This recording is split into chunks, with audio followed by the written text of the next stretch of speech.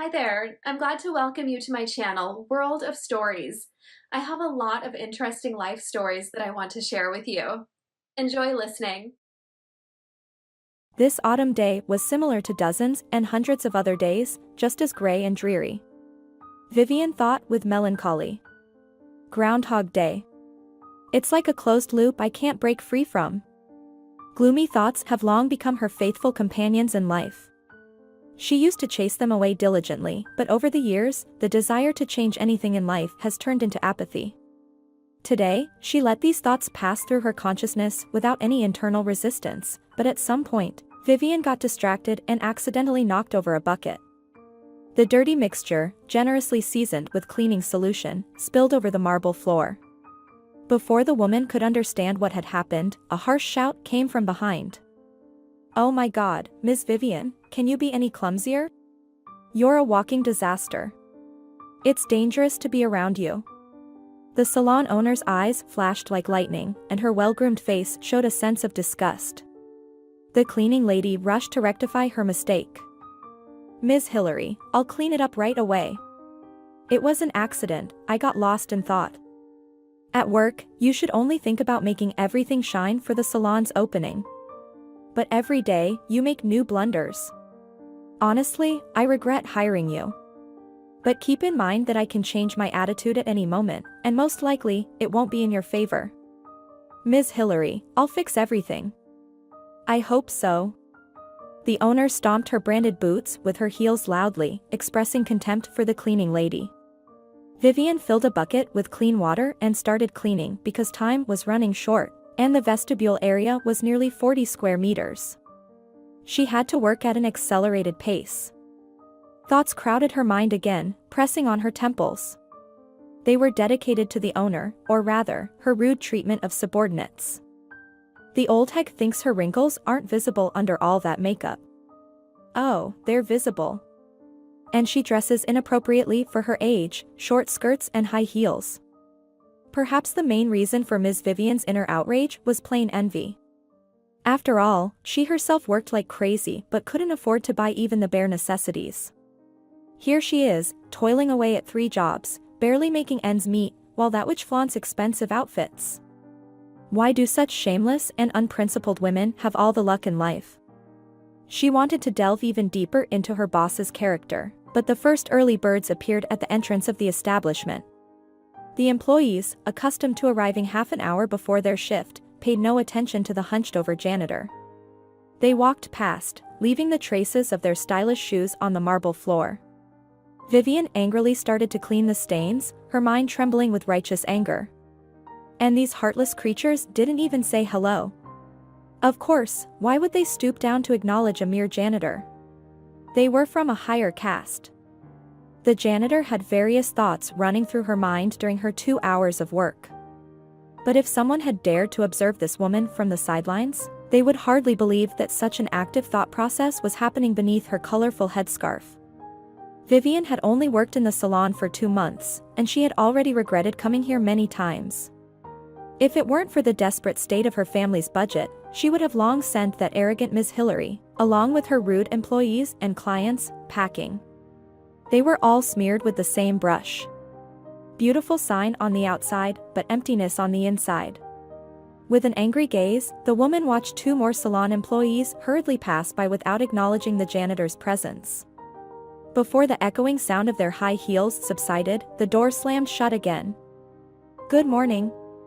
Can you please tell me where I can find the most important person here?" The visitor, a 45-year-old woman, smiled and patiently waited for a response. For the first time that morning, Vivian smiled. "Hello, Ms. Hillary is in her office. You need to go straight down the corridor, then turn right.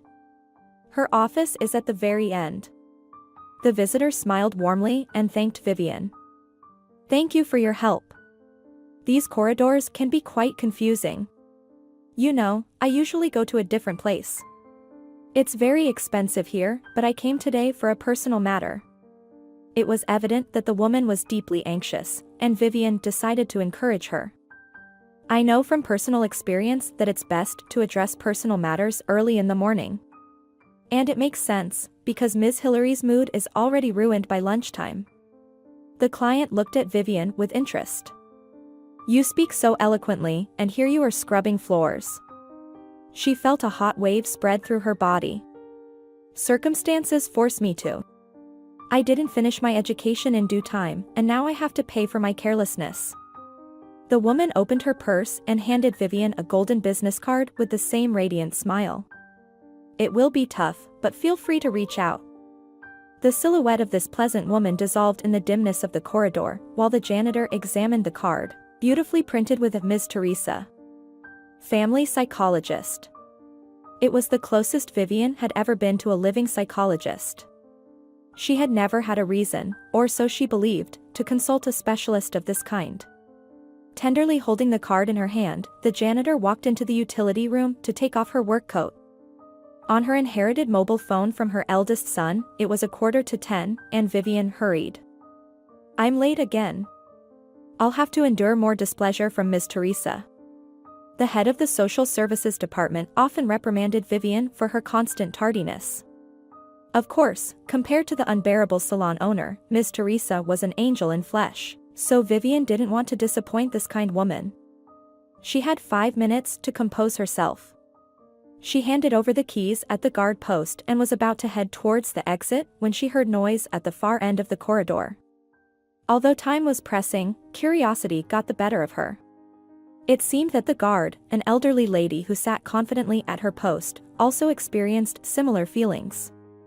This woman always appeared suddenly and disappeared just as unnoticed, but now, upon hearing suspicious shouts, she resembled a rival waiting for a showdown with a groundhog. Nodding at Vivian, the on-duty guard asked, "What's happening over there? It sounds like someone's arguing." I recognize our boss's voice. The guard sighed with relief. It happens quite often here. The disgruntled clientele is willing to choke over an extra ruble. Either they didn't get their haircut the way they wanted, or they wanted different nails. I'm amazed at the desire of some ladies to spend money on such pleasures.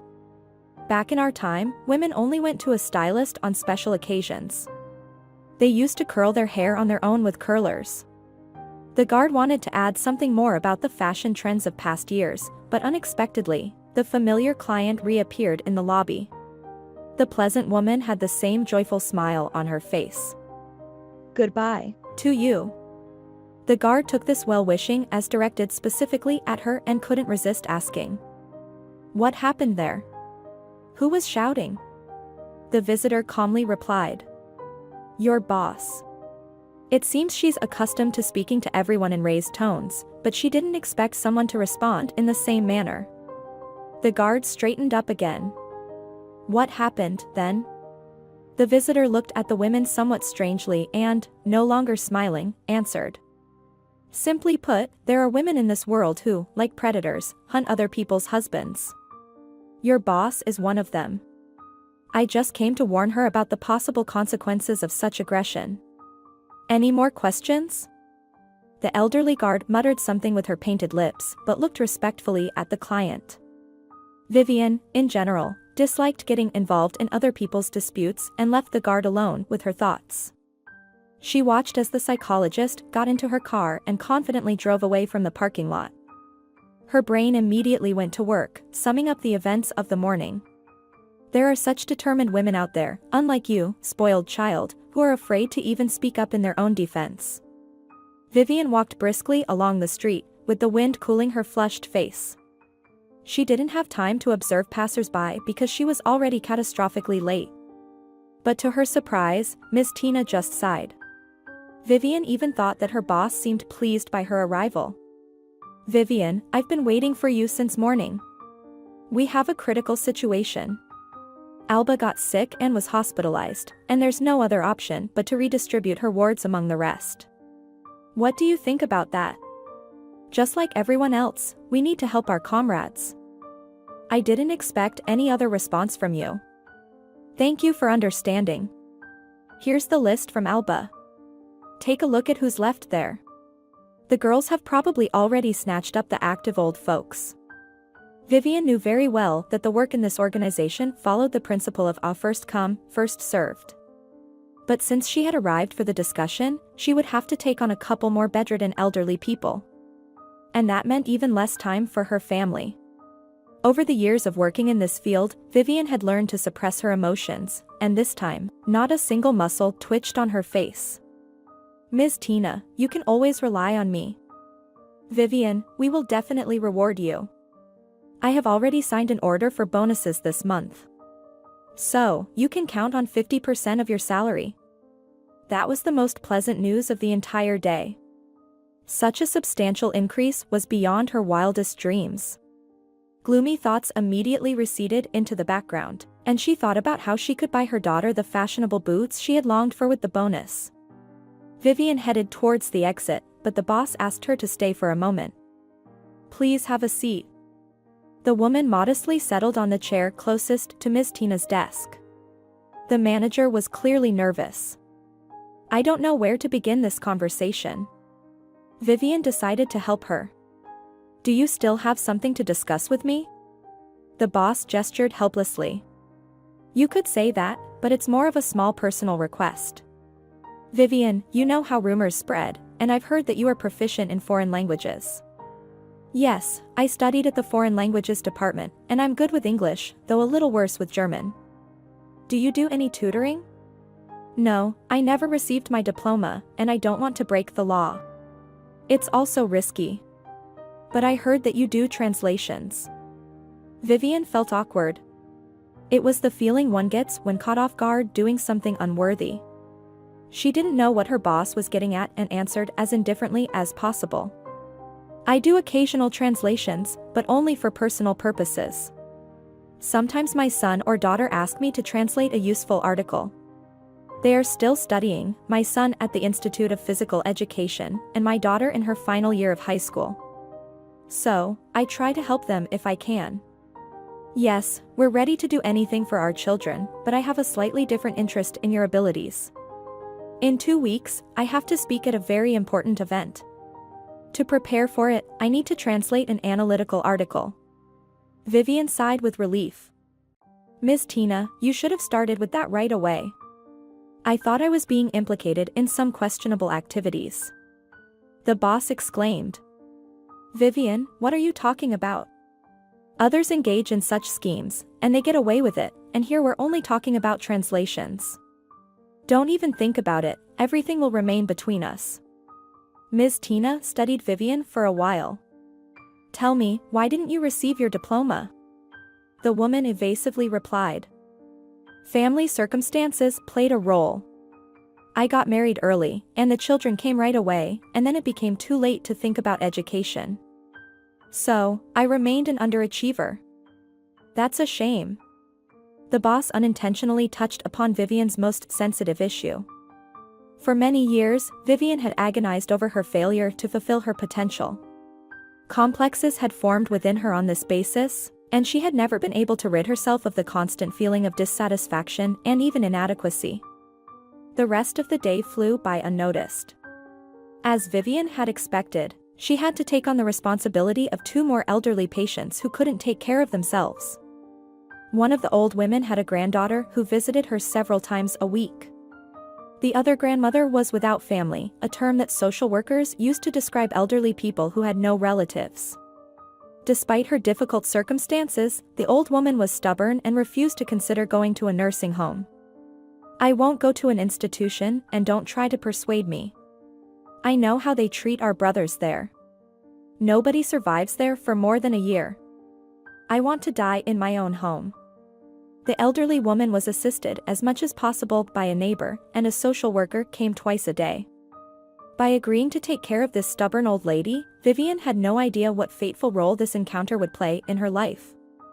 The first meeting went positively, and Ms. Martha graciously let the new assistant go home. "Go ahead, Vivian, my neighbor will help me manage. But I'll be expecting you tomorrow morning." Vivian immediately decided to clarify the schedule. "I'm sorry, but I won't be able to come early in the morning. The earliest I can come is 10 a.m. The old woman was unpleasantly surprised. Friendliness instantly dissolved into dissatisfaction, bordering on aggressiveness. "No, dear, that schedule doesn't work for me. I'm used to getting up early, and I need to take care of myself. I'm used to keeping my body clean, and I also need to have breakfast by 8 a.m.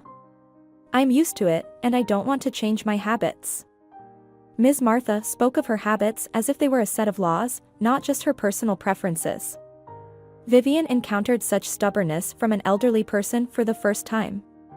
She tried to assert her important points. You see, Ms. Martha, I'm only here temporarily. Your regular helper, Helen, ended up in the hospital with pneumonia, and I agreed to help. But I have my own schedule, and it's very strict.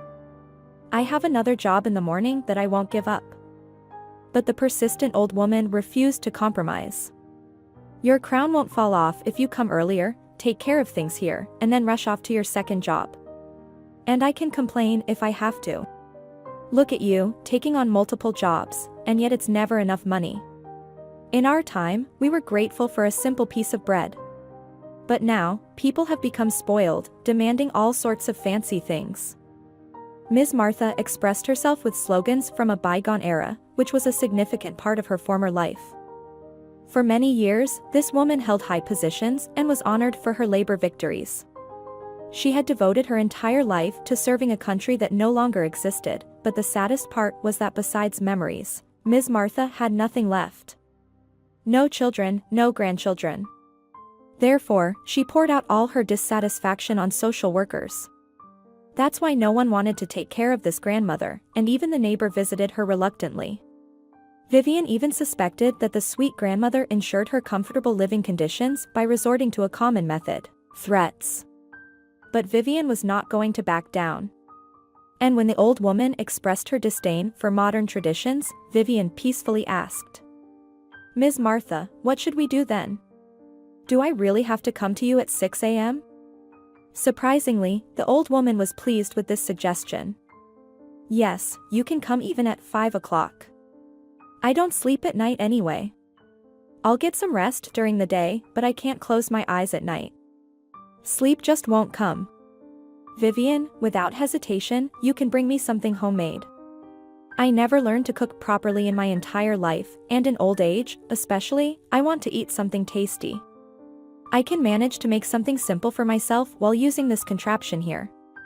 The woman waved her hand towards a device parked next to the bed, resembling a baby walker. A gift from the local authorities. That's all I've earned in my life. I worked for almost half a century, and now I can't take a step without this thing. Ms. Martha burst into tears for the sake of completeness, and Vivian gave in. Don't worry, I'll try to come to you earlier tomorrow. The old woman sobbed, saying, Thank you, my dear. I will definitely write a thank you note for you. Returning home, Ms. Vivian, out of habit, replayed the events of the fleeting day in her mind.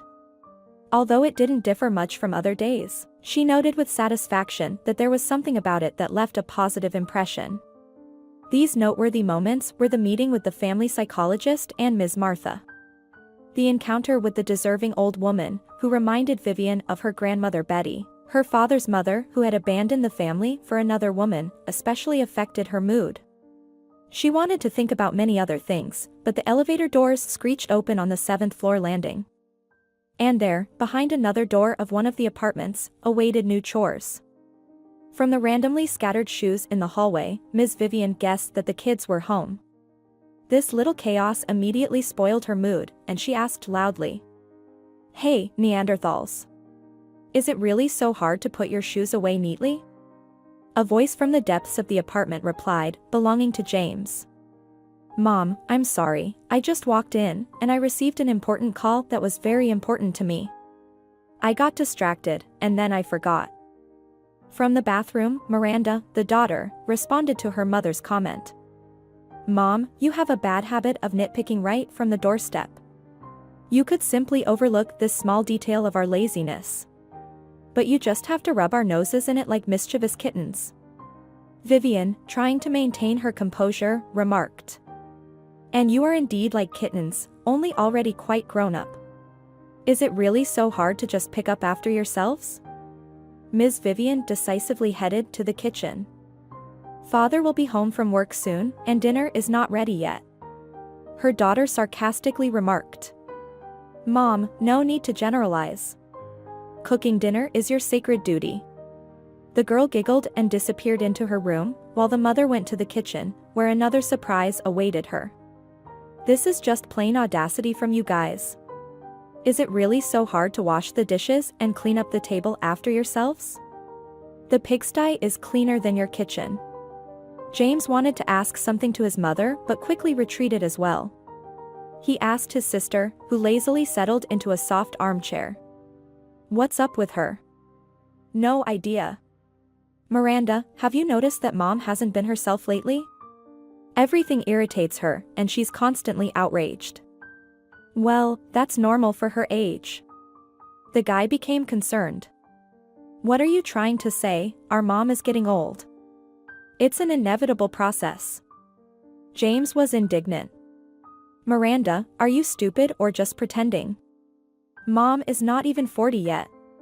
What are you talking about with old age? The girl didn't even flinch. She diligently worked on her nail file. Dear brother, as an educated person, you should know that it's not the date on the passport that matters, but a person's biological age. But everybody has certain resources ingrained by nature, and when that reserve is depleted, old age sets in. The brother stared at his sister as if she had said something unforgivable. Miranda, I don't like how you talk about Mom as if she's a laboratory rabbit. I could give you a good beating for such things. Oh, I'm so scared. Don't pretend to be virtuous. You've said many times that the weakest link in our family is Mom. We all use her without a trace of conscience, and we like it. You should learn to face the truth. James silently agreed with his sister but contemptuously said out loud. And yet you're stupid, dim-witted, brainless doll. You have cotton in your head instead of brains. Miranda brazenly chuckled. At least I have cotton in my skull, but you have a vacuum, that is, emptiness. The argument ended with pillow throwing, but just as the heated duel was escalating, it was interrupted by a stern shout. What are you two doing there? Miranda whispered. Dad's here. We're in for it now. You're the instigator of this mess, so you'll clean up the aftermath. The boy slipped out the door, and the girl desperately shouted after him. Jerk. I'll definitely tell Dad that you started it all. In Vivian's family, having dinner together was the main tradition, and everyone diligently adhered to this obligation for one reason only: the consequences of breaking it were unpleasant. The children were the main recipients of the punishments, and in this matter, Mr. Ronald was inflexible. On this evening, he was clearly not in a good mood, so everyone remained silent at the table. Towards the end of the meal, Ms. Vivian finally mustered the courage to ask her husband. Ronald, is something bothering you? The man glanced sideways at his wife but responded reservedly. There's this thing. They promised to appoint me as the department manager, but then they changed their minds. Now that position went to Michael, who is an upstart and a slacker. But he has an influential dad. This injustice is driving me crazy. The guy has barely been in the company for a week, and they already trust him to lead the department. I was really hoping to get that position, and the salary would have been higher. Vivian forced a smile. Ronald, don't be upset. I was promised a bonus, so we'll be able to cover the financial gaps. Unexpectedly, their daughter interrupted their conversation. Mom, what are you talking about? What gaps are you referring to? I'm practically walking barefoot, and everyone at school is laughing at me. You promised to allocate money for the shoes we saw at the mall. The woman hurried to reassure her daughter. Of course, Miranda, I haven't forgotten my promise. As soon as I receive the bonus, we'll go and get you new shoes. The head of the family irritably remarked. What a great distribution of resources we have. Bravo. You must have forgotten what it's like to walk on foot. Well, get ready to remember because our family car is in a sorry state and needs urgent repairs. James silently observed the scene, while Miranda was on the verge of exploding. Ignoring her father, she started venting her frustration with life.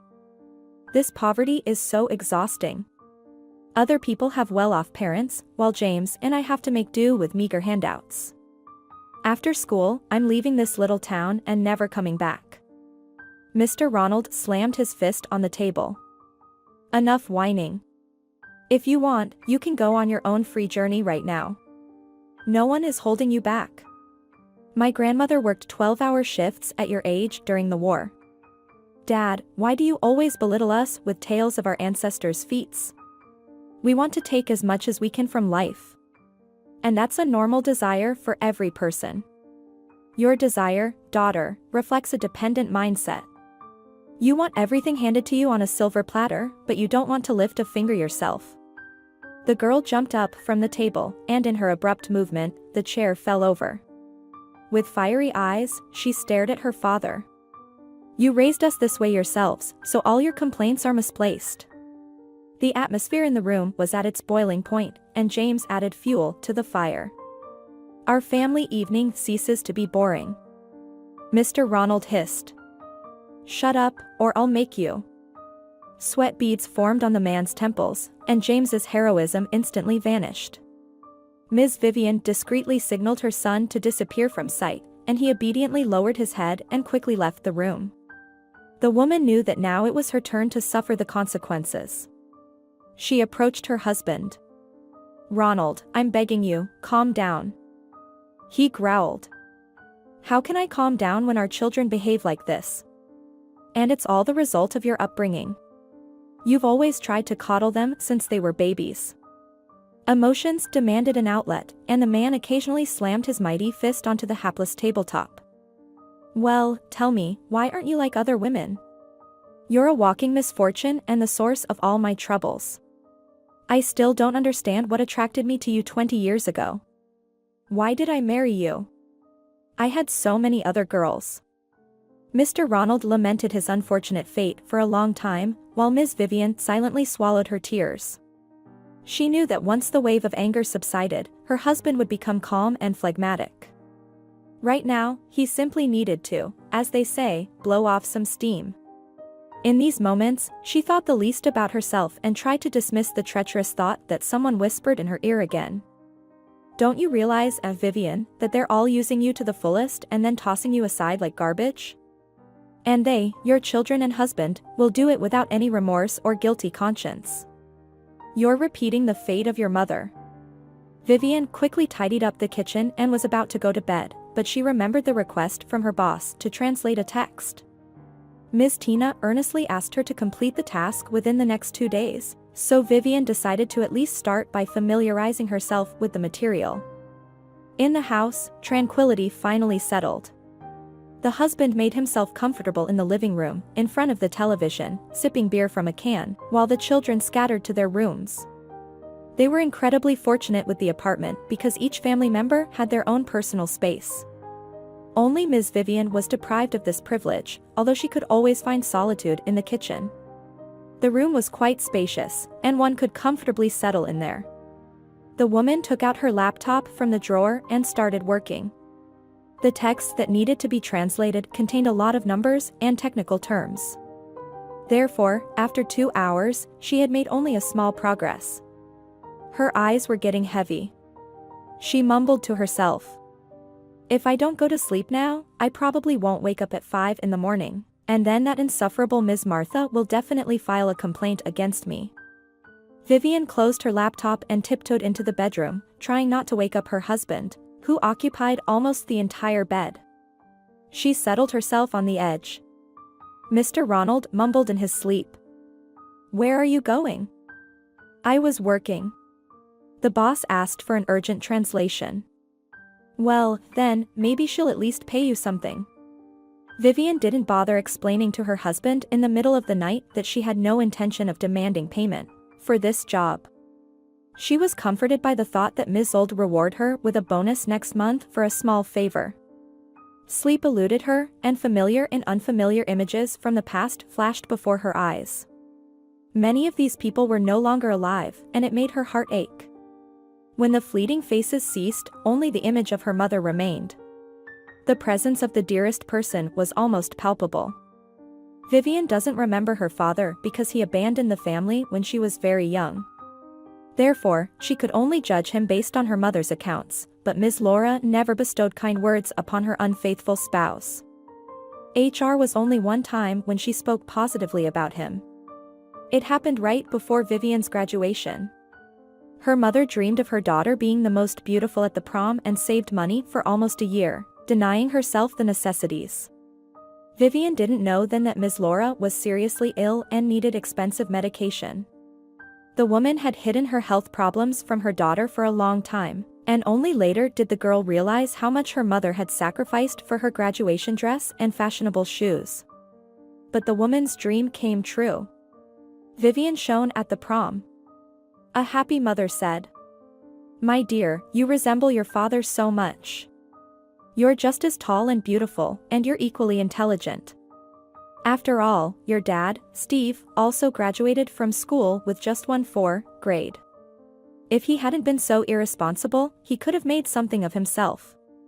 Ms. Laura didn't explain to her daughter that, in her opinion, he didn't live up to the title of a decent person.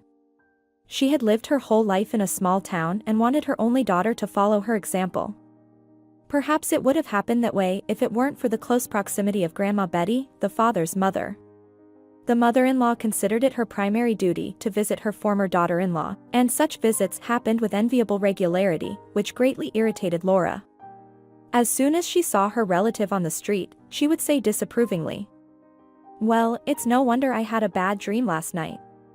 Grandma Betty has come to visit us, now she's going to teach me how to live my life."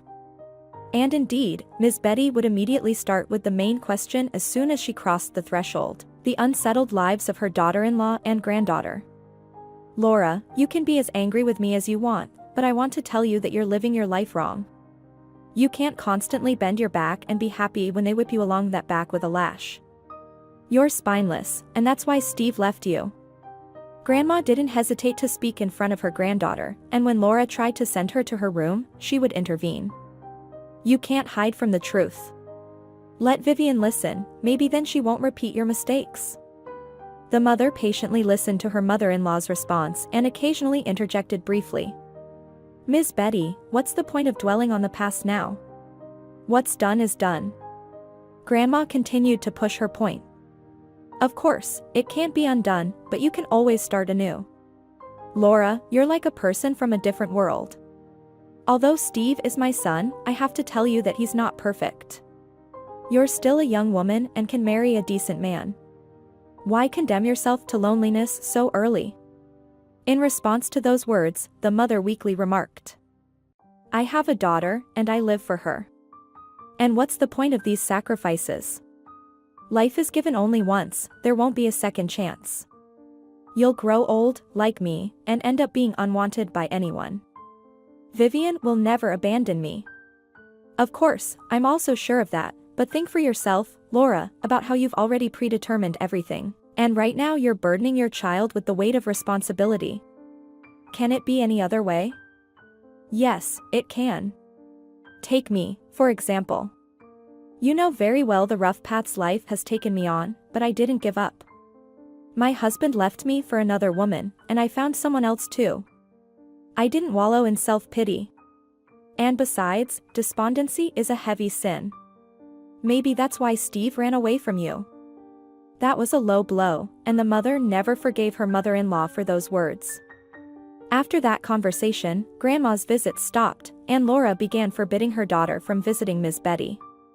"Your grandmother considers herself the wisest, but I don't want her turning you against your own mother."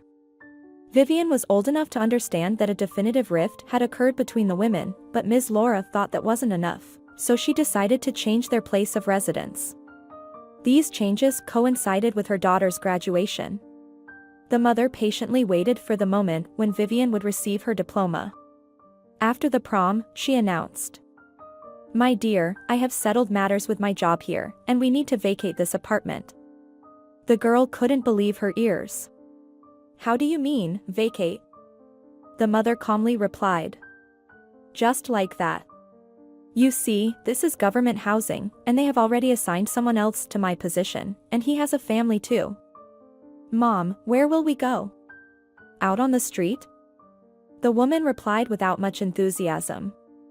"I found a job in the city, albeit an unskilled position, but there's a dormitory available." Vivian was shocked. "Mom, you can't do this. Why did you start all this? Are you trying to get back at Grandma Betty? And, truth be told, she's right in many ways. You really seem out of touch with reality. And I don't understand why all this unnecessary suffering. Ms. Laura always believed that her daughter shared her views, so she was shocked by Vivian's strong reaction. The mother started accusing her daughter of ingratitude. And you're saying these words to me? I never thought I'd see this day. I've dedicated my whole life to you. You have no idea, my dear, what it took for me to raise you alone. I gave up personal happiness for your future. Mom, thank you for everything, but I never asked you for such sacrifices. You made all the decisions yourself, so don't blame me. But Ms. Laura didn't hear her daughter. Resentment consumed her entire being. I denied myself even a crust of bread to feed you. And when I was pregnant with you, I spent 2 months in the hospital to save your life. And this is the thanks I get. Mom, don't list all my debts to you. You know, I also didn't expect you to reproach me for the mere fact of my birth. Don't you find such claims absurd? Ms. Laura looked around wildly, and then she lost consciousness. Vivian had to call an ambulance. That's when the whole truth about her mother's health condition was revealed. The attending doctor invited the girl into his office. I won't deceive you, but your mother requires serious, and above all, systematic treatment. Vivian was surprised. What's wrong with her? She never complained about her health before. It happens all the time because many people disregard doctors' recommendations. And your mother's case confirms this pattern. She has a whole bouquet of ailments, and while individually they may not be life-threatening, combined they pose a danger. So what do we do now? The doctor furrowed his brows. It's a strange question. We need to treat your mother immediately. I've studied her medical history, and I'm amazed. Doctors prescribed treatment for her, but apparently, she didn't follow their recommendations. Vivian tried to defend her mother. Treatment requires a lot of money, and we don't have it. My mom is a single parent and has to work a lot. Dear girl, that's not an excuse. What money are you talking about if the doctor prescribed a medication that costs next to nothing? The doctor pointed at the chart and then looked at Vivian. If your mother had taken the medication, we would have seen a completely different picture today. She brought herself to such an extreme, and nerves are to blame for everything. Many illnesses are triggered by mental disorders. The girl listened attentively to the doctor, trying to remember everything he said. As a parting advice, the physician suggested, your mother needs to switch to a more relaxed pace of life. Perhaps she'll have to give up strenuous work and improve her diet, but most importantly, she needs to eliminate stress and unnecessary worries. 2 days later, Ms. Laura was discharged from the hospital. They couldn't return to their old apartment, so Vivian had to move with her mother to the dormitory provided at her new job to protect her from heavy physical labor. Vivian spent the entire summer cleaning the common areas for her mother, and in the evenings, she prepared for university entrance exams. Ms. Laura watched her daughter indifferently, never uttering a word of gratitude.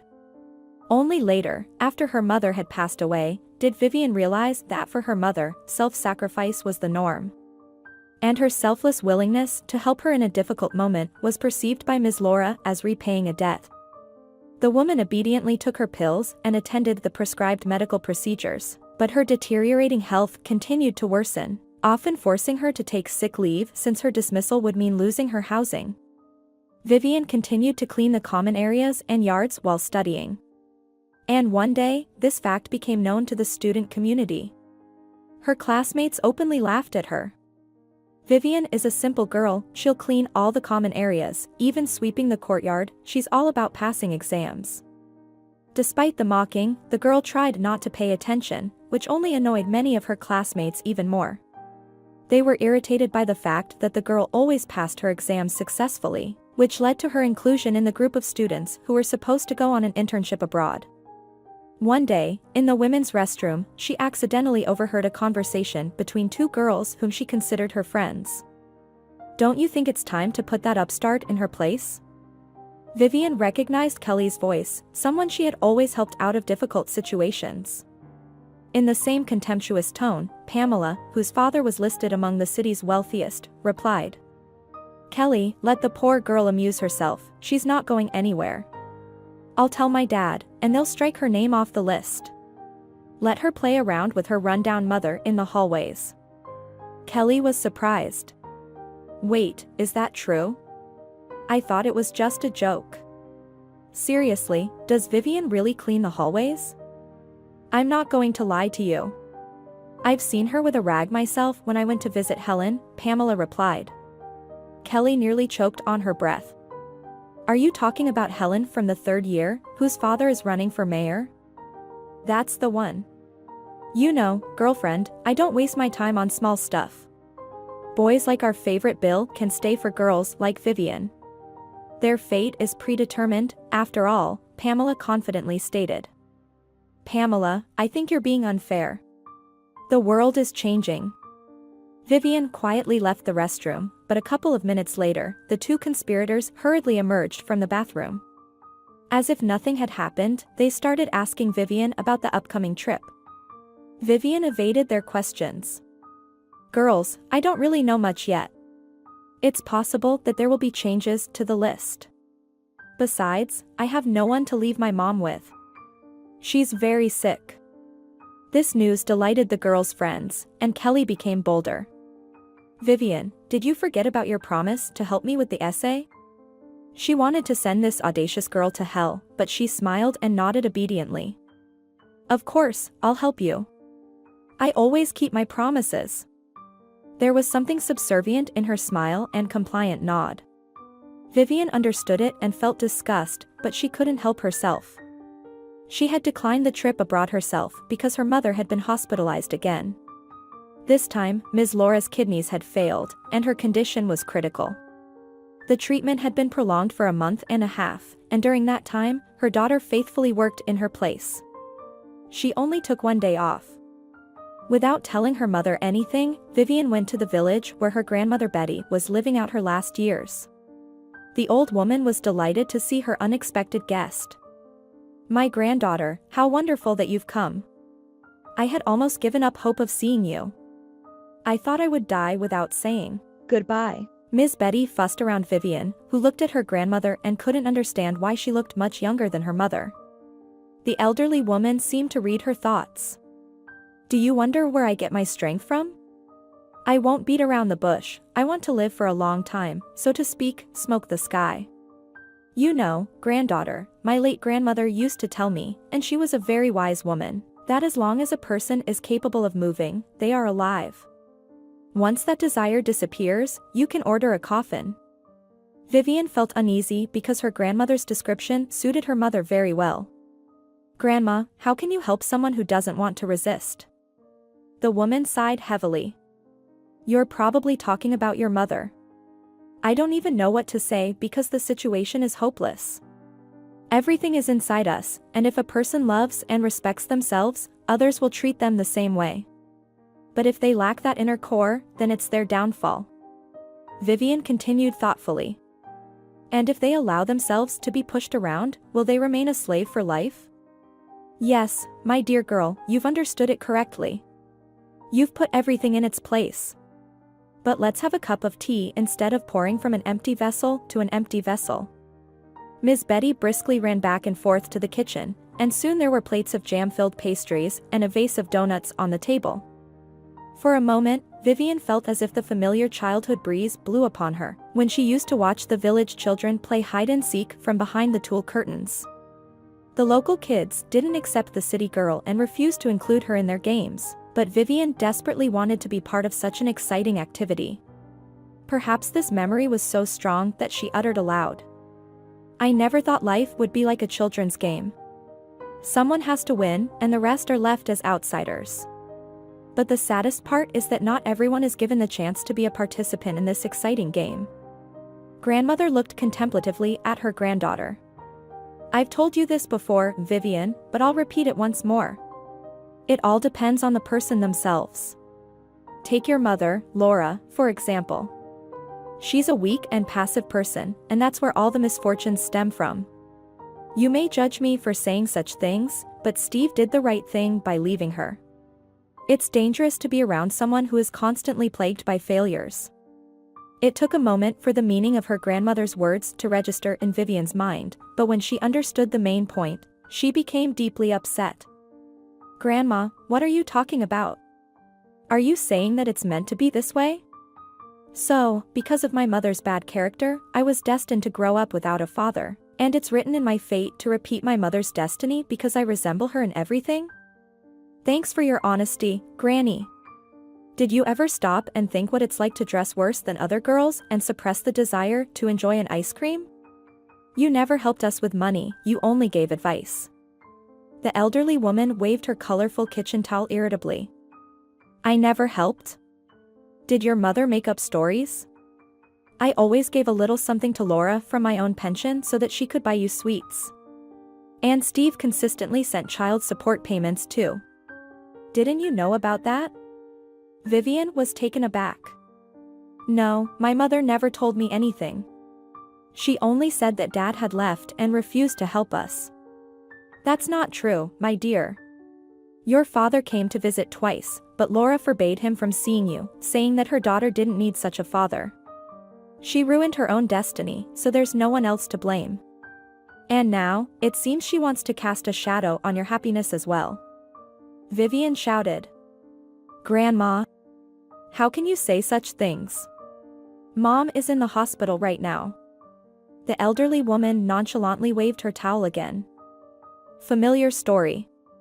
If you're trying to make me feel sorry, it's useless. Your mother brought all these troubles upon herself, or maybe she's pretending to be sick to make you cater to her every whim." Vivian couldn't bear such injustice. She stormed out of the door and yelled loudly.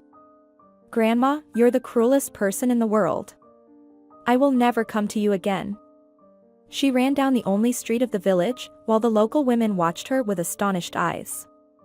"What has happened to her? That's Betty's granddaughter. She's running as if her heels were scalded with boiling water." Vivian returned to the city but didn't say anything to her mother about the secret trip to her grandmother. The resentment towards her relative settled like a prickly hedgehog somewhere beneath her heart, and she decided to forget her grandmother's advice. Only for a short period, Ms. Laura's condition improved. Vivian was happy for her mother and tried her best to support her newfound desire to live. For a few months, she succeeded in awakening in her mother the will to enjoy the world around her. Vivian was particularly happy about her mother's progress. When she was offered the opportunity to go abroad as part of an exchange program, Vivian decided to consult her mother, but she didn't even let her finish. "Vivian, there's no need to think twice. You must go. Such fate only comes once in a lifetime. The only difficulty is money, but I can take a loan." With a smile, Vivian interrupted her mother. "No need to get involved with creditors because I only need a small sum for personal expenses. Our sponsors will cover the rest, like travel and accommodation." As Vivian embarked on this trip, she had no idea that she would soon meet her destiny. The group was formed from the best students from various universities, and among the lucky ones was Ronald, a joker and the life of the party. Ronald was in his final year at a technical university and planned to work in the engineering industry. The overseas trip was not so much for educational purposes, but more for self-affirmation. Moreover, his language skills were, to put it mildly, not very good. When the travelers took their seats on the bus that would take them to Poland, Ronald called out, "Dear compatriots, who would be willing to teach a fool like me the necessary foreign words? I would be eternally grateful." He accompanied his speech with lively gestures and made funny faces, which elicited loud laughter. Only Vivian took his appeal seriously. Like a student in school, she stood up from her seat and said loudly, "I will help you." Everyone laughed again, but Ronald made a scary grimace. In 2 jumps, he found himself next to the girl's seat. "Friends, it's wonderful to have such responsive people among us, true volunteers ready to teach unteachable people for free." Vivian realized that he was simply joking for the sake of the audience. She didn't take offense but smiled as well. "It's my duty to offer. I see that my help is not needed, and you will perfectly find mutual understanding with any European resident." Even the Papuans in New Guinea would understand you without translation. Ronald mechanically asked. Why do you think so? Vivian paused and then confidently and slowly said. Because the Papuans use gestures and facial expressions in their communication with each other, just like you demonstrated to everyone here. The laughter didn't stop for about 5 minutes, and even the bus driver couldn't help but laugh, no matter how hard he tried. Some openly expressed their admiration for the girl's response. Well done, she really put Ronald in his place. Imagine Ronald and the Papuans. Just think about how expressive that comparison is. It completely reflects Ronald's essence. After all, contorting is his credo. The instigator of the incident glared at Vivian the whole way, but she didn't even look in his direction. However, trouble could befall them upon arrival in Warsaw. Vivian made a careless mistake and narrowly avoided being hit by an electric cargo cart. Ronald noticed the danger in time and quickly grabbed her. Vivian didn't immediately realize what had happened, but Ronald explained it to her in a few words. Can you believe yawning on the wrong side? You open your mouth wide, and even crows might fly in. Vivian blushed with embarrassment and muttered involuntarily. I don't understand, what do crows have to do with it? Ronald, in a more conciliatory tone, said. I mentioned crows in passing. I'm sorry if I offended you. I'm not offended, especially since I put you in an awkward position too. The young man laughed. Are you referring to the comparison with the Papuans? I'm not offended either.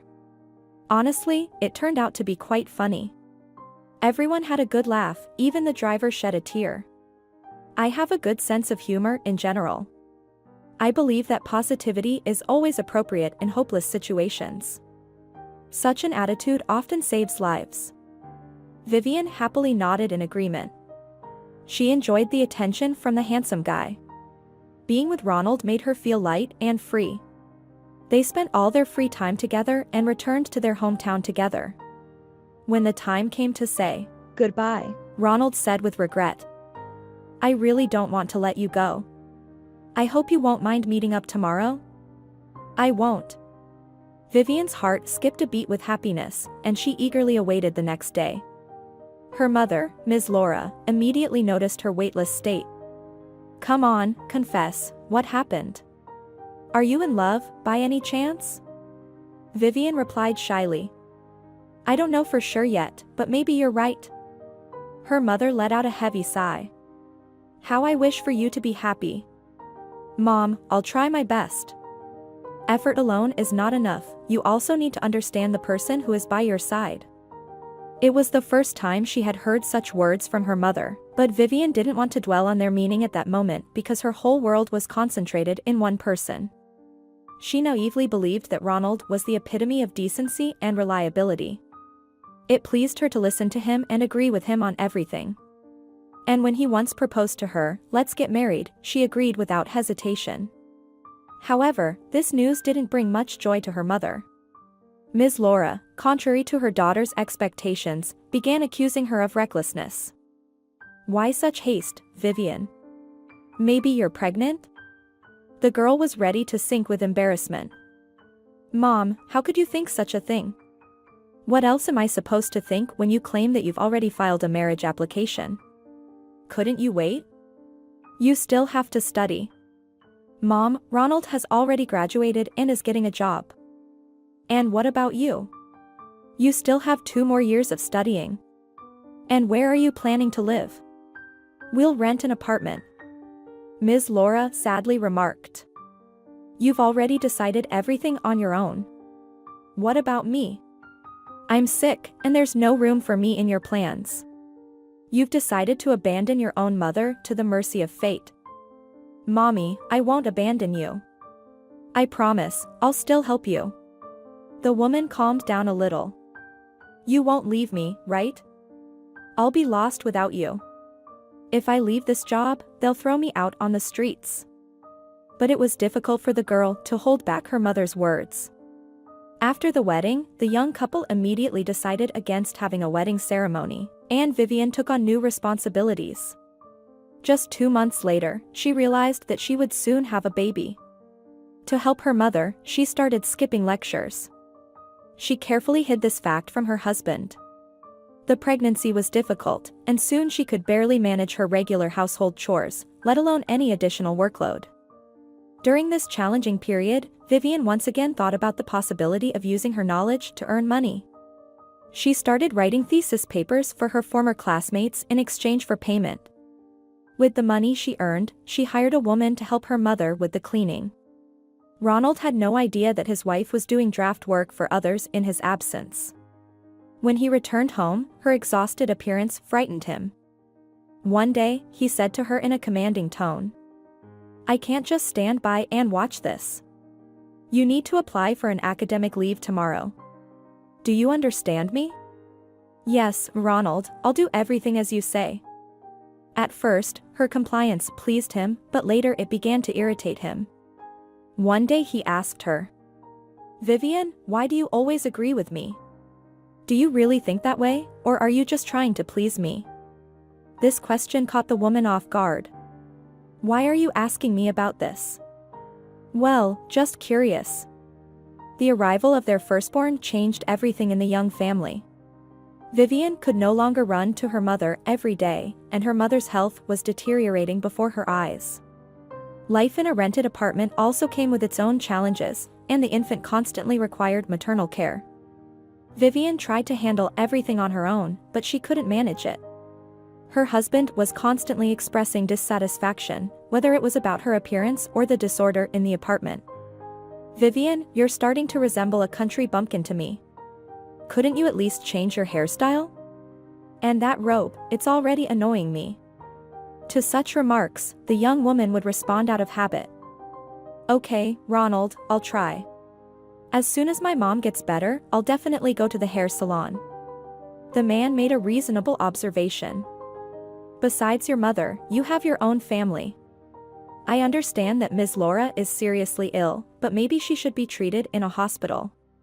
"You're right, but my mom doesn't want to hear about the hospital." "Has it never occurred to you that your mother is simply taking advantage of you? You have a family, a young child."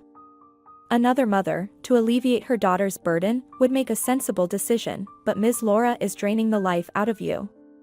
If you can't handle it, let me try to convince her to go to the hospital. By the way, my father has a good friend who works at a clinic. They say he's a genius in medicine." Literally, the next day after this conversation, Ronald visited Ms. Laura at the dormitory. And within another day, she was already admitted to the clinic. Vivian felt some relief, but there was still the issue of the government-provided housing to resolve. At the office where Ms. Laura worked, they were surprised by the visit from the daughter of their employee. "Who told you that she's going to be evicted?" "That's nonsense." Vivian stammered. "My mom told me that her frequent sick leaves have caused dissatisfaction among her superiors." "Your mother is talking nonsense, please tell her that. She shouldn't make things up. If there are documents, then there shouldn't be any problems. Let her take sick leave, even every other day. Even the management is not immune to illnesses, and overall, it's unclear why there's so much fuss. Ms. Laura reached out to us 6 months ago, and we sympathized with her difficult situation and provided her with an assistant. Also provided her with financial assistance for treatment twice a year, so don't think that our organization consists of heartless robots." Vivian couldn't recover for several hours after this conversation. The realization that her mother was using her illness to manipulate her was shocking. Unintentionally, her grandmother's words and her husband's warnings came to mind. But on the other hand, Ms. Laura was truly seriously ill, and the doctors at the clinic confirmed it. Vivian decided not to say anything to her mother for now. They would figure everything out when she recovered. But fate had its own plans. Ms. Laura died during surgery. The acquaintance of Ronald's father called Vivian herself and delivered the sad news. "Please accept my condolences. We did everything we could and more. But your mother's body was so worn out that even a simple operation became fatal for her. Unfortunately, such cases are not uncommon. Patients die even from a simple appendicitis." Ms. Laura's funeral was modest. Besides her daughter and son-in-law, the ceremony was attended by the employee with whom Vivian had spoken shortly before her mother's death. She handed a small envelope to the young woman. "Here's a small sum, but it will cover some of the expenses." Vivian thanked the representative of the organization. "Thank you very much. I will vacate my mother's room in a few days. If possible, do it sooner. We have many people in need. And would you be interested in taking up that housing yourself? You could even work part-time during your maternity leave." The woman looked at Vivian hopefully, and she hesitated to refuse her. Ronald had to intervene. Unaware that his wife had experience in cleaning staircases, he expressed his opinion without choosing his words. "My wife has an unfinished higher education, and working as a janitor is not in line with the interests of our family. If necessary, we will find something more decent." Ronald had been working at a machinery enterprise for almost 3 years. The young man had grand plans for the future, but his inherent laziness hindered his progress in that direction. Immediately after graduation, he was hired in the ticketing department, but he didn't like it. The requirements are high, and the salary is meager. He once told his wife. Vivian, as usual, agreed. "And rightly so, Ronald. There's no point in exerting yourself unnecessarily. Let others carry the burden if they enjoy it. After all, you can't take all the money in the world." Encouraged by his wife's support, Mr. Ronald requested a transfer to the assembly workshop, where the workday was regulated, and the wages were higher. There, he proved himself as a true professional and nurtured hopes of rapid career advancement. However, the management took quite a long time to consider his candidacy.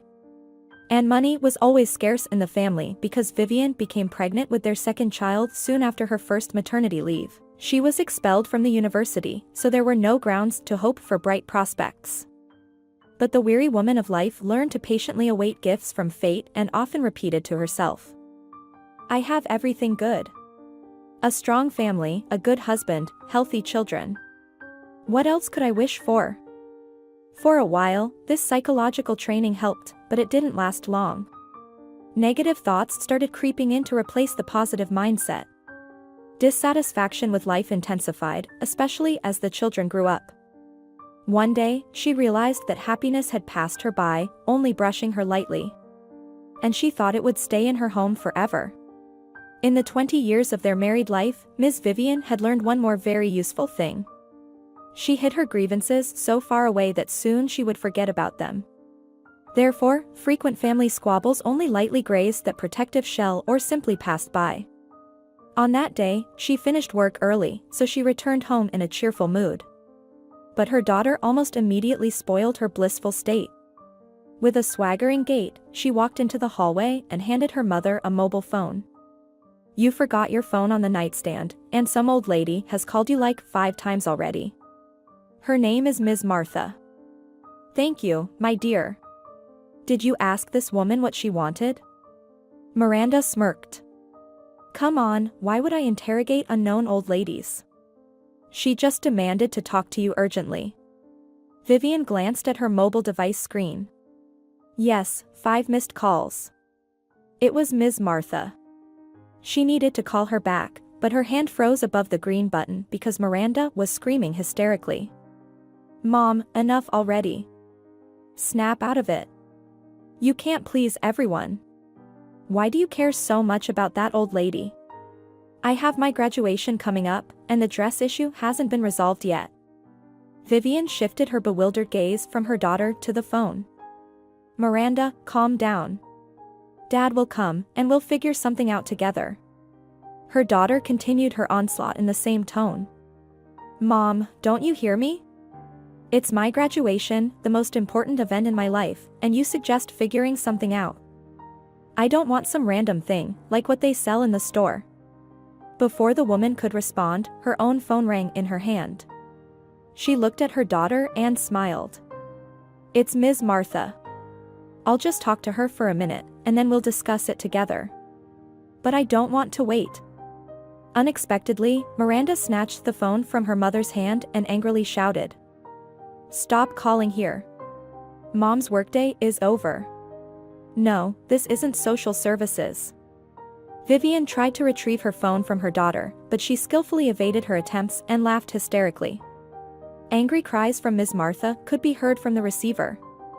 Finally, the mother managed to reclaim her gadget and began apologizing to her ward. "I'm sorry, Ms. Martha, my kids are misbehaving. I'll definitely come by. As soon as I'm free, I'll swing by your place." Her daughter watched her, her face frozen in a spiteful grimace. "Mom, you're not going anywhere. Dad will be here soon, and I'll tell him everything. Stop running around for these old ladies."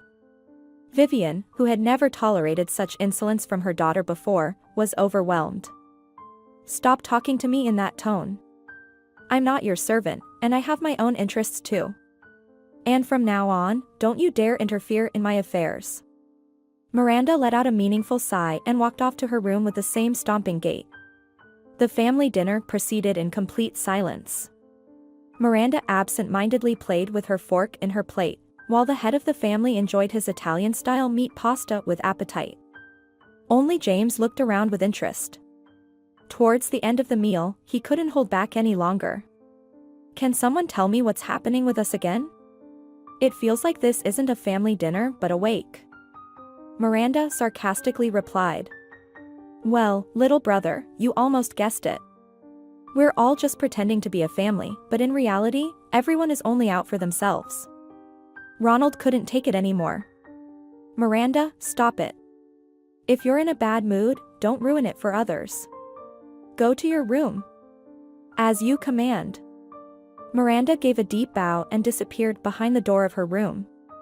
James proclaimed, "Everything has gone haywire." The head of the family was losing his last shreds of patience. "Stop clowning around.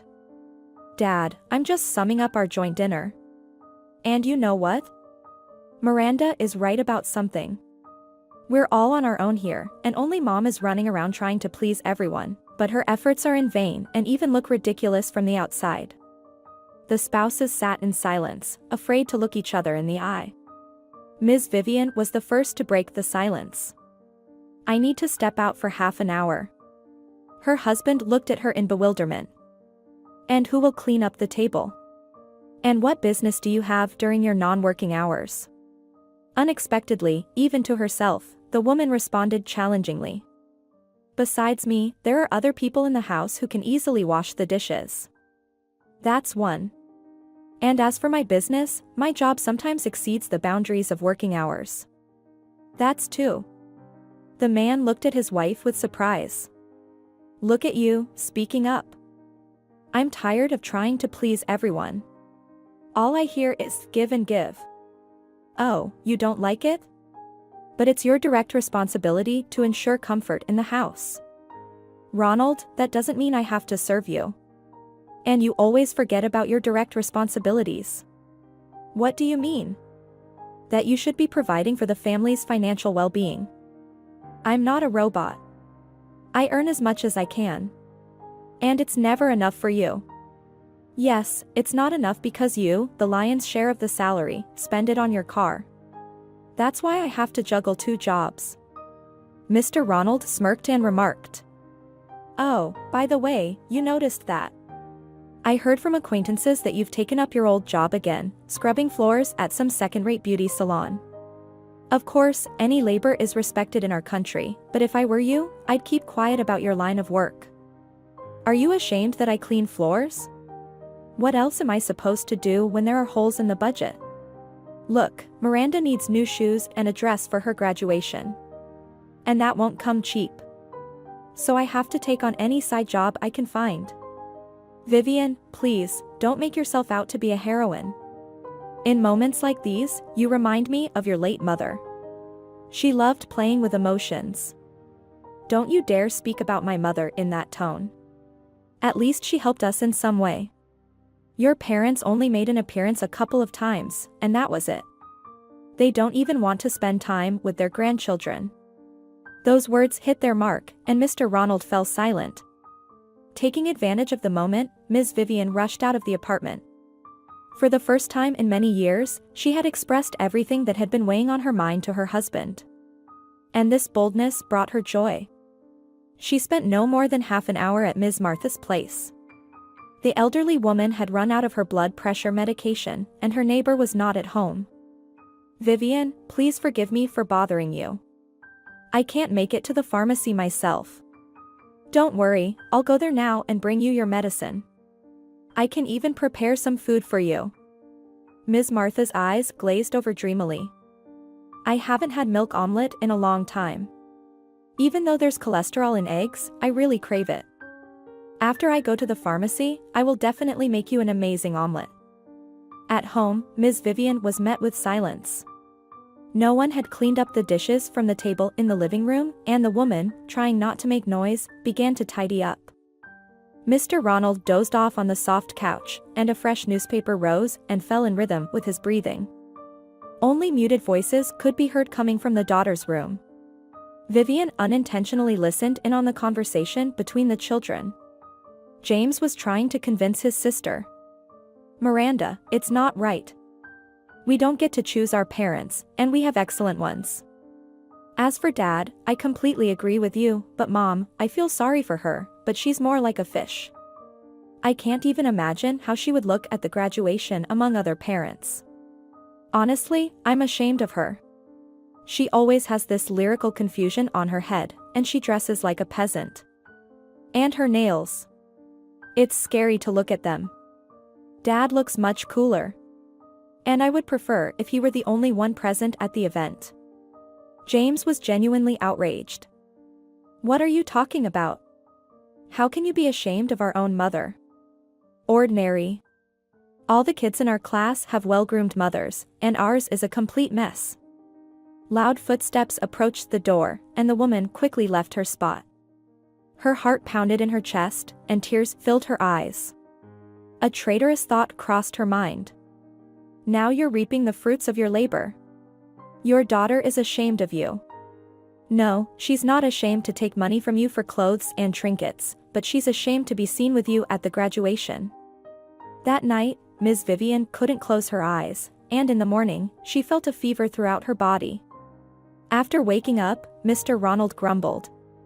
"You were tossing and turning all night, so I couldn't sleep." In a hoarse voice, the woman muttered. "Ronald, I think I'm sick. My bones ache, and it hurts to move. Call a doctor. My head is splitting too. Give me a pill. Take one from the medicine cabinet in the kitchen while you're at it, and give me a pill too." Her husband replied discontentedly. "You're not a lady, you can take care of yourself." Vivian tried to get up, but she felt dizzy. Her husband shouted from the kitchen. "There are no such pills here. What can I take to get rid of this headache?" Miranda appeared from her room. "Parents, what's all the yelling about? It was the only chance I had to sleep in, and you won't let me." Mr. Ronald asked. "And why did you luck out?" "Our math teacher got sick, so there won't be a first lesson." "Lucky you, and for the sake of this fortunate moment, my daughter, help me find the necessary pills in this medicine cabinet." The girl willingly complied with her father's request. She handed him the medicine and a glass of water. "This should help, but you need to drink it well. Miranda, give Mom the same pill. Why can't she get up herself? It seems our mom is sick, and I earnestly request a small favor from you. Give Mom the medicine and bring her a glass of water."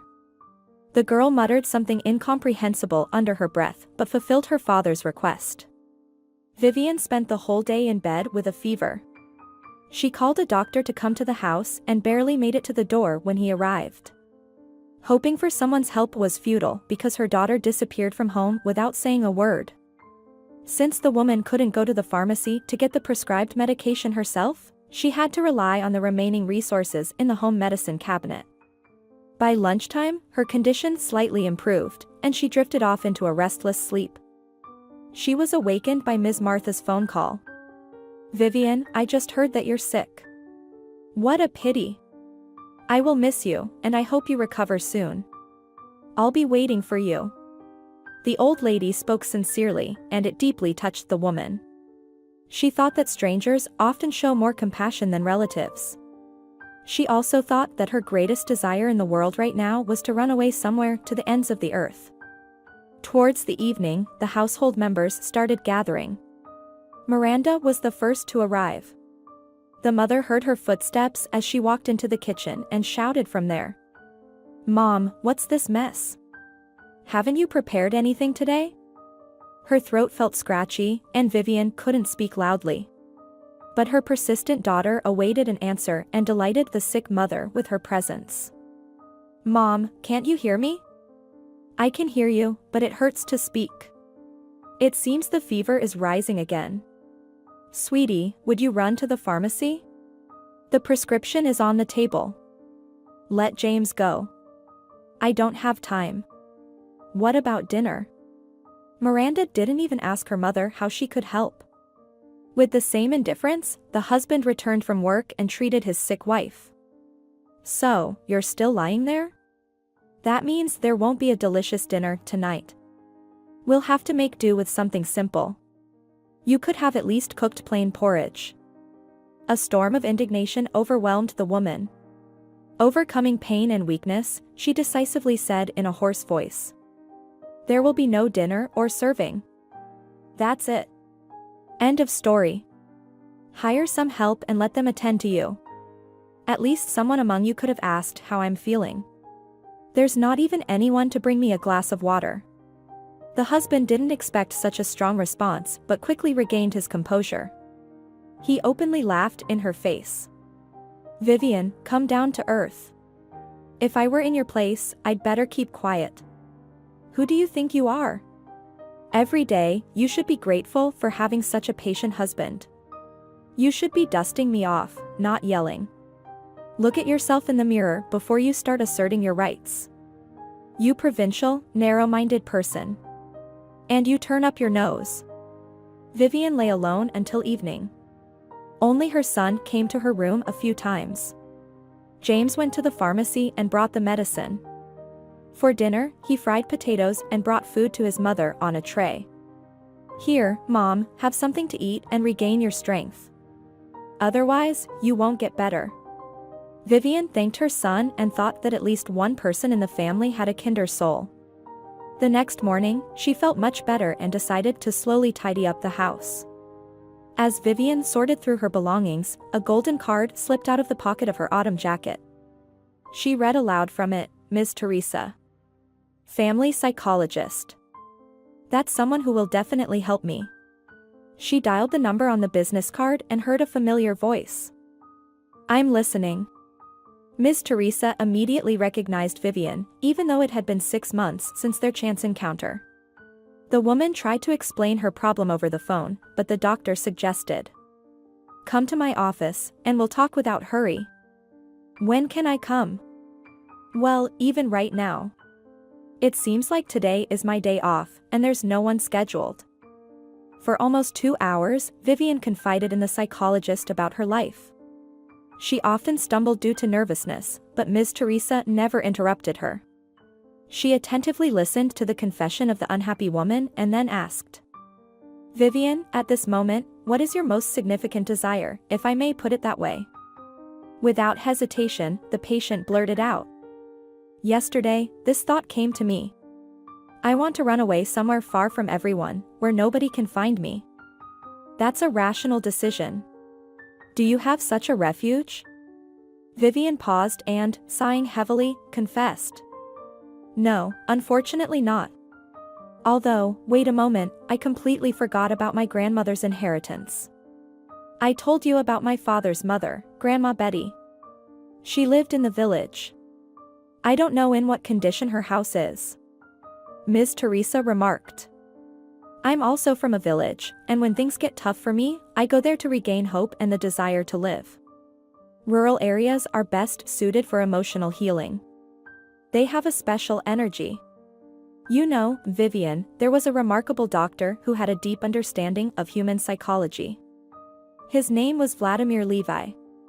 So, this well-known specialist of his time claimed that there is only one person in the world who can humiliate you. And who is that person?" Vivian was surprised by this conclusion. "That person is yourself," Ms. Teresa replied. Vivian, you are responsible for everything. Of course, we can't ignore the influence of upbringing, and judging by your story, your mother was successful in imposing her own behavioral model on you. That's where all your family troubles stem from. But there are positive aspects as well. Your husband hasn't been unfaithful, and your son supports you. What should I do then? You yourself mentioned the best way to change the situation just 5 minutes ago. You need to make a radical change in your lifestyle. Disappear for a while. Retreat into seclusion. I'm sure that your disappearance will force your loved ones to change. As the patient was about to leave, Ms. Teresa gave her one last piece of advice. Just don't postpone the implementation of your plan. Even tomorrow, you will start thinking differently, and everything will return to square one. Vivian immediately went to the office and wrote a resignation letter. She asked Ms. Tina, her boss, for leave. The boss didn't want to sign the request. Vivian, you've caught me completely off guard. Where am I going to find a replacement for you now? Ms. Tina, I have never asked you for anything before, and I have always helped others. But now, I am facing a critical situation in my life. Is it really that difficult? It's very difficult. One could say it's a matter of life and death. The boss sighed but eventually signed the document. If that's the case, then I have no right to obstruct you. Just please don't linger, as your charges will worry. Oh, by the way, an elderly lady wrote a very touching review. I read it, and it brought tears to my eyes. Go to the accounting department and tell them I ordered your vacation pay to be calculated today. Thank you, Ms. Tina. By lunchtime, Vivian had taken care of all the formalities.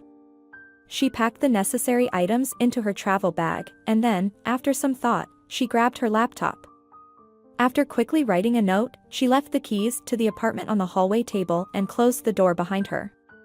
Starting life anew, from a clean slate.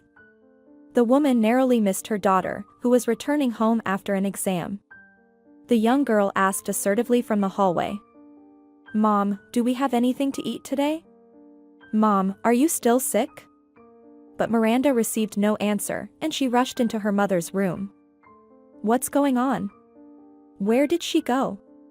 Miranda looked around and only then noticed the neat stack of bills and the note on the table.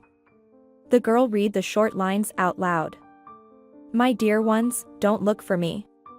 I have set off to the ends of the earth to find myself. You'll be better off without me, and household help can always be hired for a small sum. Miranda, I am accustomed to keeping my promises, so I'm leaving you money for a dress for your graduation. I believe this amount will be enough for a decent outfit. And Dad will be able to attend the celebration so that you won't be ashamed of my appearance. When James returned home, he found his sister in a state of extreme confusion. After reading the note, he smiled. Mom did well. The sister flared up as if she had been bitten by a snake. James, you idiot, what are we going to do now? Who will cook, do the laundry, clean? Strange question. You can easily replace Mom. If you try, you'll manage all the household duties. But I don't want to, I won't do it. Don't throw a tantrum. Your screaming won't solve anything. Dad will be home from work soon, and we'll figure out how to live from here. But Mr. Ronald was equally stunned by his wife's unexpected action. He reread the note several times, muttering to himself. What a surprise Vivian has prepared for us. So calm and submissive. Where could she have run off to? The head of the family still had to answer all these questions. But life continued, demanding adherence to its basic rules. Trying to maintain composure, the man commanded. Hey, my children, let's go to the kitchen. We'll cook dinner together. I don't intend to toil alone for everyone. James suggested. Dad, maybe we should make a schedule while Mom is not here? A sensible suggestion. We should consider it. While the male members of the family looked optimistically towards the future, Miranda grumbled dissatisfiedly. She was against such a sudden transition to the adult phase of her life.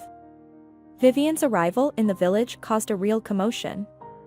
Although she arrived in the village at night, by morning, the local residents had gathered near the house where Miss Betty, who passed away 8 years ago, had resided, eager to pay their respects to the city guest. Even those who moved around with the help of crutches and canes showed up. As a result, Vivian couldn't get any sleep.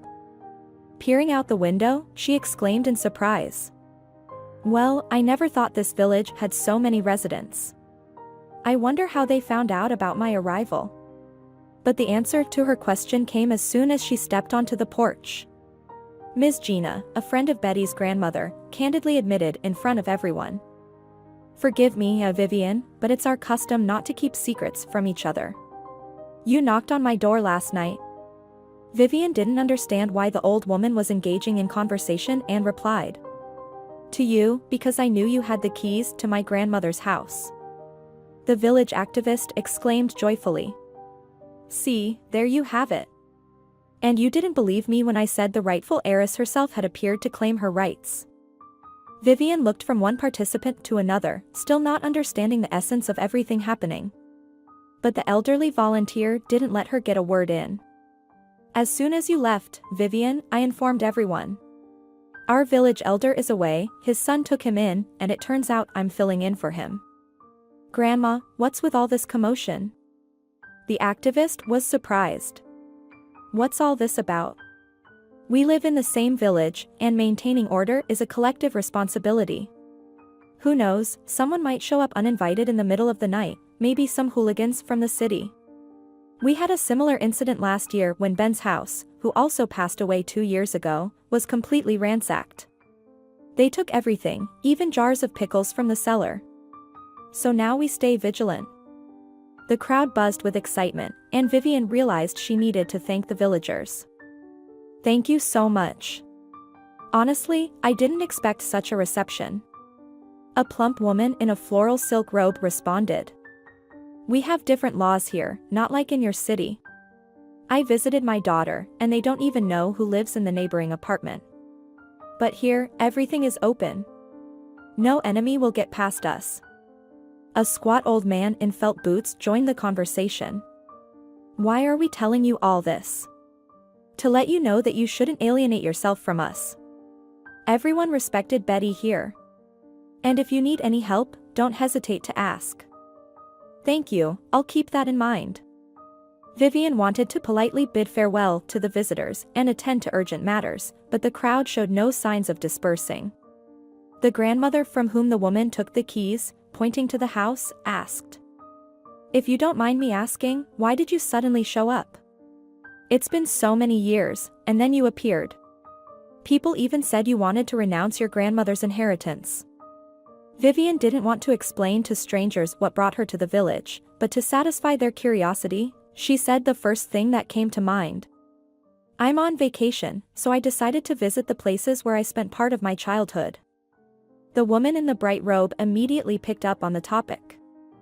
"That's true. We have wonderful places here, no chemicals. Breathe in the fresh air. And in the spring, a whole family from the big city came to us. They had a sick child. Within a week, the boy recovered with milk and berries. This year, the strawberries are particularly abundant. If you're interested, I can give you seedlings. I also have various flowers you can have." Ms. Gina became indignant. "Why are you interfering with your strawberries? You'll strip off 3 layers of skin for just one plant, you profiteer." The argument threatened to escalate into a more serious conflict, and the old man in felt boots decided to intervene. "Hey, enough. You're turning this into a bazaar. The person came here to relax, and you're showing your mean-spiritedness. Who would believe that you have good intentions?" Ms. Gina found a response to this challenge. "Anyone talking about good intentions, certainly not you, Peter. Everything for you is measured in liters and degrees." Laughter erupted from the crowd, and the old man grumbled discontentedly. "Ulcers, how can one live next to them?" The villagers began to disperse, and as a farewell, each participant in the unplanned event nodded to Vivian. This gesture signified recognition, and she let out a sigh of relief. However, later in the day, the local police officer came by again to clarify the issue of property registration. When Vivian showed him all the documents, he apologized and left. Towards evening, Ms. Gina appeared in the yard once again. Vivian, in our tradition, we welcome guests properly, not only with kind words but also with treats. So don't refuse respect, come over. Thank you for the invitation. When should I come? The grandmother winked mischievously. Right now. Let's sit, have some tea, and then play a game of fool. The first evening in the village would be memorable for Vivian. Several times, she experienced déjà vu, which added a special charm to the rural gatherings. The company consisted mostly of women, with only 2 gentlemen in their midst. The familiar Peter and a lively elderly man. Ms. Gina introduced him ceremoniously. Mr. Harry, please welcome him. Ms. Kate, the woman in the bright robe, whispered mysteriously, nudging Vivian in the side. Former school director, now retired, she said. By the way, a widower and a sought-after bachelor. I advise you, Vivian, to pay attention to this fact. This suggestion confused Vivian. She thought to herself. Do I really look so bad that they're proposing such an elderly suitor to me? He must be at least 70. The shock was so strong that the woman didn't realize she was staring intently at Mr. Harry. The elderly man perceived this attention in his own way and sent a fiery gaze to the young lady. Vivian wanted to go home, but the participants of the gathering might interpret this act as disrespect. So she patiently played along, drinking several cups of bitter herbal tea throughout the evening. As the party guests started to disperse, Mr. Harry offered Vivian. Allow me to escort you. A refusal could have offended the gallant gentleman, so Vivian had to accept. On the way home, the former school director asked a few inconsequential questions and, by the gate, he inquired. Vivian, how do you feel about fishing? Vivian laughed. I don't even know what to say. Actually, I'm not familiar with that activity. It just so happened that I grew up without a father, and my mother and grandmother were not interested in that hobby. Then you have a chance to get closer to this fascinating pastime. I have an inflatable boat. I promise to show you the best fishing spots. Impressions overwhelmed Vivian, and she had trouble falling asleep.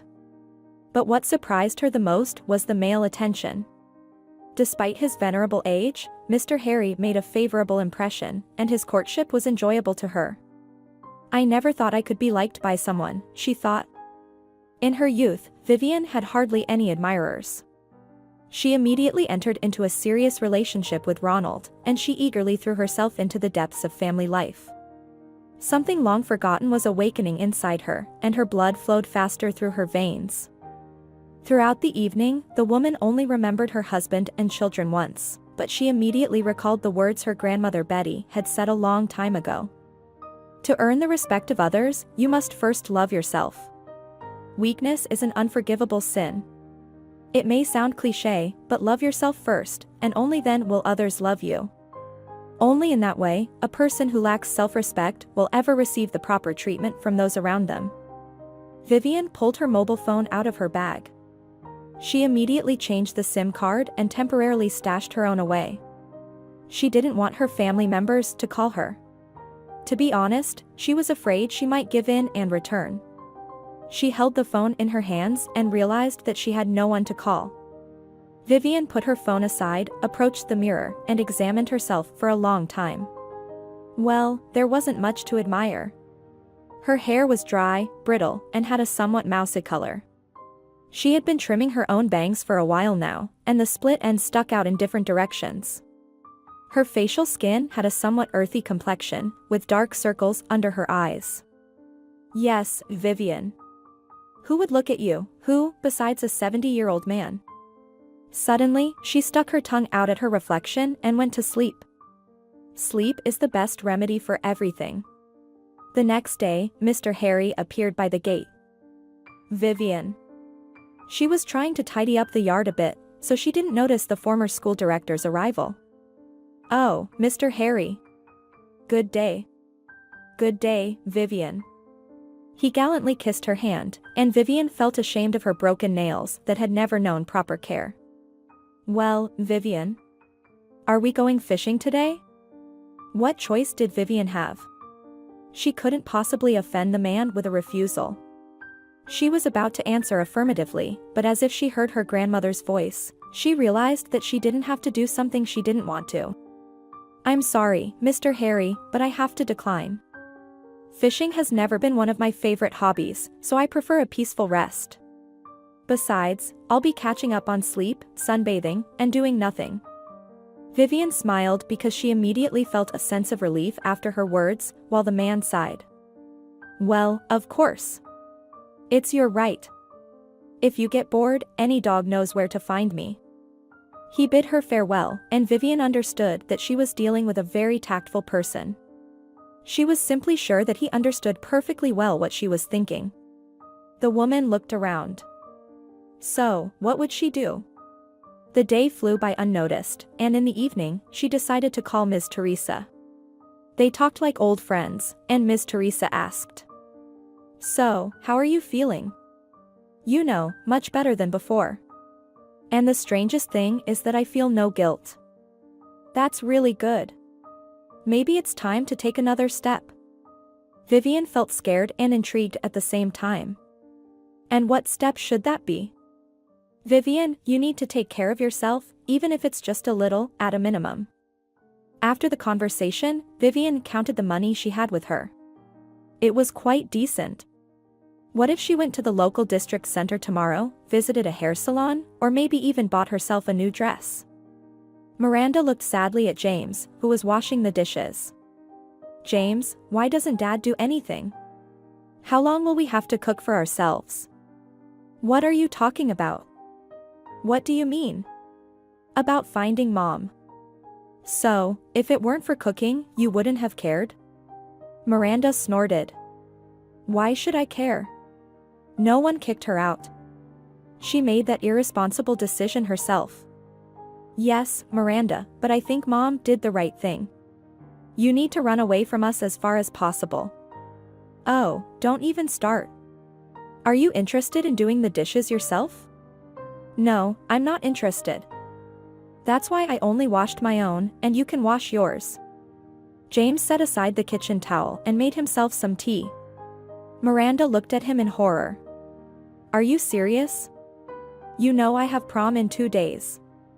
I just got a manicure." James laughed. "Well, then you'll have to eat from dirty dishes." Miranda was too outraged to come up with an immediate response, and then Mr. Ronald returned from work. He walked into the kitchen and looked into the empty pots. "Miranda, I don't understand something. You were home all day, right? Why didn't you cook anything?" "Me? Why should I?" Ronald sighed wearily. Vivian had been gone for just a week, and everything was in chaos at home. The kitchen was a mess. He had run out of clean shirts. Well, he could handle putting them in the washing machine himself, but ironing was definitely not his strong suit. "It's quite simple, Miranda. Because you're the only one who wasn't busy today." "I was busy. I went for a manicure. And, by the way, don't shift the responsibility from one person to another. You're the parent, after all. You should solve this problem." James didn't get involved in the conversation, sipping his tea with interest. He wondered when this argument, which happened every day, would ever end. Ronald placed his hands on the table. "So, we're going with James's suggestion and setting up a schedule. Today we'll do everything together, and starting tomorrow, we'll take turns cooking, cleaning, and doing laundry." Miranda jumped up. "I'm not going to do anything, don't even hope for it." Miranda stormed out of the apartment. Her mind was boiling with anger. It was all the mother's fault, absolutely everything. What possessed her to rebel like that? She sat down on a bench in the park. Anger consumed her. Oh no. She won't give up. And after the graduation, she'll leave with her friend. They had been planning for a while, or rather, both of them were planning to go on a trip. Miranda suddenly realized that it was the mother's responsibility to handle the financial aspect. Dad was always broke because something in his car was constantly breaking down. How many times had Mom asked him to get rid of that car, saying that taking a taxi would be cheaper? But Dad would immediately throw a tantrum. Now it seemed that Miranda would have to forget about the trip. This realization infuriated Miranda to the point that she almost burst into tears. Once again, it was all the mother's fault. In the evening, Ronald didn't even bother to watch TV. He cooked dinner, figured out how to start the washing machine, and okay, at least James helped tidy up the kitchen. He sat down on the bed. It wouldn't hurt to change the bedding. But as soon as he thought about it, a wave of nausea hit him. No, he definitely didn't have the strength anymore. It was time for Vivian to come back. Everyone had already realized that the house was held together solely by her. Ronald lay down and pondered. Back when they first met, Vivian was completely different. With each passing year, she became more and more like her mother. I wonder if it's genetics, or did he help bring about these changes somehow? Ronald tried to remember the last time he gave Vivian flowers. It even made him laugh, Vivian and flowers. But then he thought, strangely enough, flowers didn't elicit any mocking thoughts when it came to his other wives. It seems that he actively supported Vivian in living that kind of life, as Miranda would say, a life like a fish. It's very similar.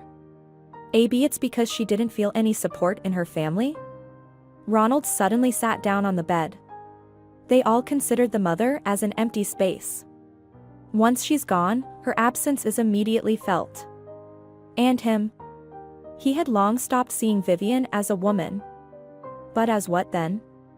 He tried to find the right word, but nothing came to mind except for a servant. He didn't sleep all night. It felt somehow disgusting in his soul, as if he had intentionally hurt Vivian. But he didn't want to, did he? Or did he? By morning, Ronald firmly decided that he needed to do something. But what? He had no idea where Vivian had gone. He needed to ask her friends. And then Ronald realized that he hadn't been interested in Vivian's life to the extent of not even knowing who she was associating with. During breakfast, Ronald turned to his son. James, can you help me? Well, I don't know with what. If it's washing the dishes, then it's Miranda's turn today. Miranda glared at him angrily but said nothing. No, damn it, not the dishes. We need to put up an advertisement to sell the car. Whose car? James and Miranda stared at their father. They even stopped chewing simultaneously. But not the neighbors. Ours. I've been thinking, and Mom was right. We repair it more often than we actually use it. And it consumes a lot of money. James and Miranda exchanged glances. Dad, are you sure? They knew very well that Dad loved the car more than all of them combined. Absolutely. Ronald looked firmly at them. And, by the way, I think we should buy something beautiful for Mom with the money we get. He got up from the table, and James and Miranda just sat there with their mouths open. James, what was that? I didn't understand it myself. Ronald missed the graduation ceremony. Just before leaving, it turned out that he didn't have a single ironed shirt. Miranda, let's do it quickly. Dad. Miranda even squealed. I can't. I need to do my makeup. She slammed the door loudly and disappeared into her room. Ronald sat down on the couch. James watched him with interest. But that's it. I've had enough. We need to find Mom. James became serious. Father, why? So that someone can iron shirts? Ronald remained silent. His son was absolutely right. Vivian walked sadly in the yard. She had become so accustomed to being here, and she didn't want to leave at all. She promised herself that she would come back often. She even bought a few strawberry bushes and planted them. Why not? They had never had a country house because of various reasons, and one of them was time. Vivian never had time to relax. Yesterday she had another conversation with Ms. Teresa, who told her that her voice had changed. You know, even your intonations have changed. I can feel it myself. That means the reboot was successful. Vivian laughed. Yes. And now I know for sure that I have somewhere to go if things become too overwhelming. Vivian approached her house. She looked at the windows and sat down on a bench. Fatigue, that familiar mental exhaustion that was always with her at home, tried to rise within her, but Vivian quickly suppressed it. No, nothing will work out.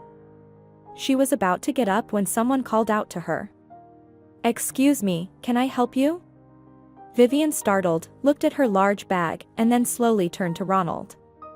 It was her husband, and he didn't recognize her. She looked at him in silence, and something was happening in Ronald's eyes. Vivian? Vivian, is that you?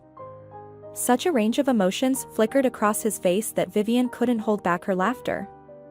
Just a few weeks ago, she would have hurriedly picked up her bags and rushed home. After all, Ronald is coming, and dinner isn't ready. But now she had no intention of doing anything like that.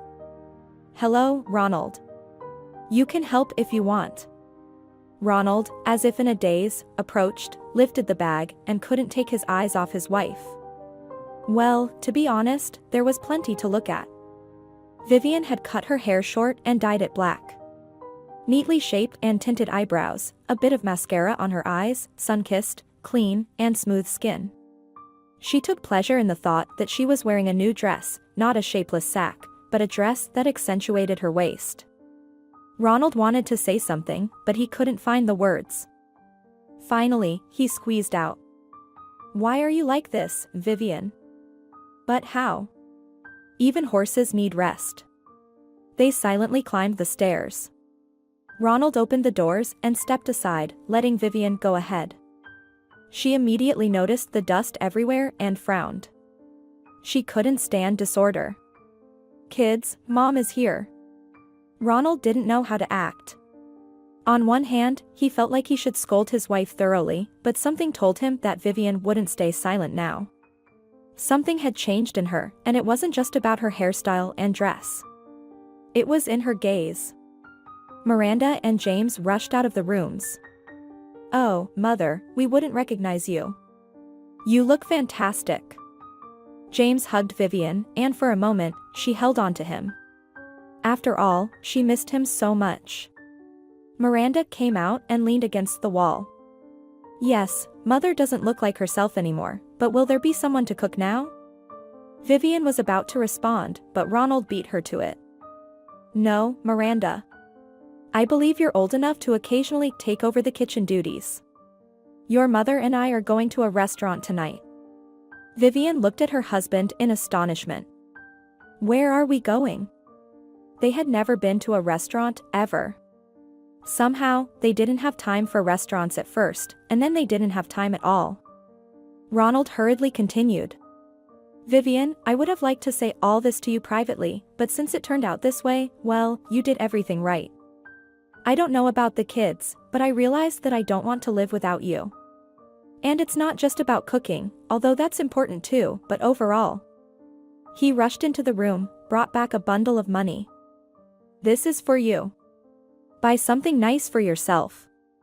And tonight, we'll go to a restaurant or the cinema, wherever you want. Ronald, where did you get this money from? I sold the car. What do we need a car for if it brings us nothing but trouble? Vivian looked at him, at James, even at the disgruntled Miranda, and realized that she loved them all very much. Ronald, let's all go together, as a family. She looked around. And tomorrow, we'll clean everything together. James shouted. Yeah. Let's have a celebration. I'm in, Mom. With such a beauty, I'd go to the ends of the earth. I'll vacuum everything tomorrow, James exclaimed. Vivian smiled and looked at Miranda. It was evident that a whirlwind of thoughts and emotions was raging within her. Finally, she managed to say, Well, we can go. I have nothing else to do anyway. Everyone looked at her expectantly, and she continued. All right, I'll dust the place tomorrow. Ronald laughed. Well, and I'll be your kitchen assistant, so to speak, a boy for beating later. He turned to Vivian. We missed you so much." A feeling of warmth and joy filled the room as they realized that they were finally reunited as a family.